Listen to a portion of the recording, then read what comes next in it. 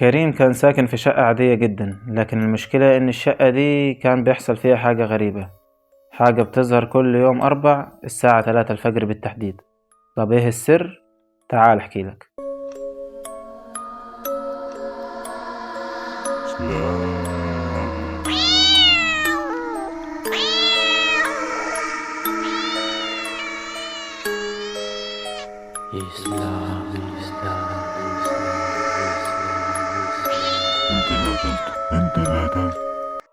أنا اسمي كريم وعندي 27 سنة. من حوالي سنة نقلت أسكن في شقة إيجار قديم في منطقة هادية في القاهرة.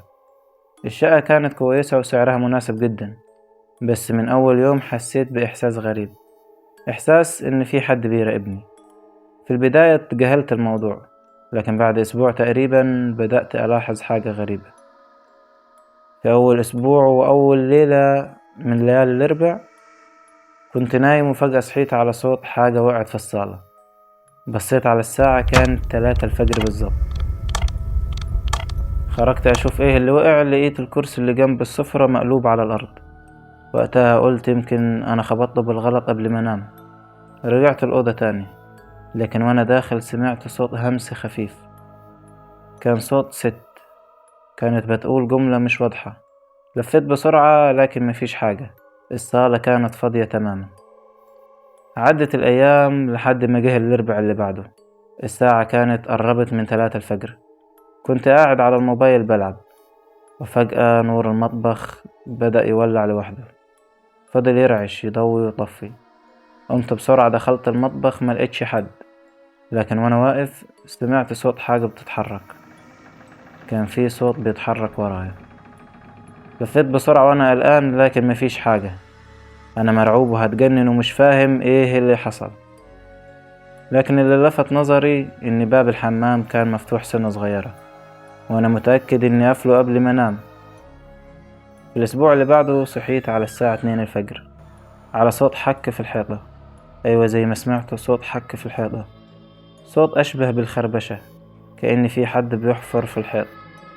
قمت من على السرير وقربت من مكان الصوت. وانا واقف سمعت نفس الصوت اللي كان بيهمس، لكن المرة دي كان اوضح شوية، وكان بيكرر كلمة واحدة: الأربع، الأربع، الأربعاء. الصوت اختفى فجأة. تاني يوم الصبح بصيت على الحيطة، لقيت خدوش طويلة، والخدوش عاملة جملة كانت مكتوبة بشكل غريب: الأربعاء 3 الفجر. الرعب الحقيقي بدأ معايا من اليوم ده. بدأت أحس إن في حد في الشقة غيري. كنت بسمع خطوات في الصالة، باب الحمام يفتح ويتقفل لوحده، صوت نفس لحد واقف قريب مني، لكن أنا مش شايفه. مفيش أثر لأي حد لحد ليلة معينة. كانت الساعة 1 الفجر. كنت قاعد في الصالة وفجأة الأنوار كلها طفت مرة واحدة. الشقة بقت ضلمة تماما. سمعت صوت خطوات، خطوة خطوة.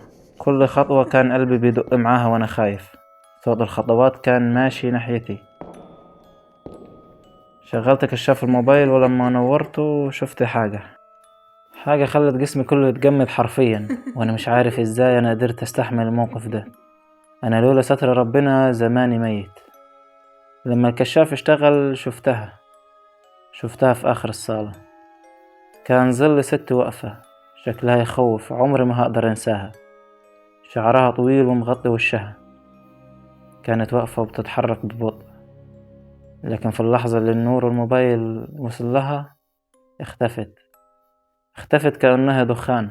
لكن في اللحظة دي سمعت الصوت جنب ودني بيقول: انت مش المفروض تبقى هنا. امشي امشي، لازم تمشي امشي. تاني يوم نزلت أسأل البواب عن الشقة. الراجل سكت شوية وكان متردد انه يتكلم معايا، لكن بعد إصرار وإلحاح مني قال لي الشقة دي كان ساكن فيها ست، هي وجوزها لوحدهم، ما معهمش أي حد. كانوا على طول بيتخانقوا مع بعض، وفي يوم اتخانقوا فيه لحد ما جوزها اتعصب وضربها بحاجة على دماغها. ماتت في الشقة، وبالظبط كانت الساعة 3 الفجر يوم الأربع بالليل. بعد الكلام ده أنا مشيت من الشقة فورا. بس المشكلة إن لحد النهاردة كل يوم أربعاء الساعة 3 الفجر موبايلي بيرن، بتيجي عليه مكالمة من رقم غريب، ولما برد ما بسمعش غير نفس الهمس اللي كنت بسمعه في الشقة. دلوقتي السؤال ليكم، لو كنتوا مكان كريم كنتوا هتعملوا ايه؟ ولو حد حصلت له حاجة غريبة شبه كده يكتبها في الكومنتات، وياريت ما تنسوش الاشتراك في القناة عشان كل اسبوع معانا حكاية جديدة. اشوفكم على خير.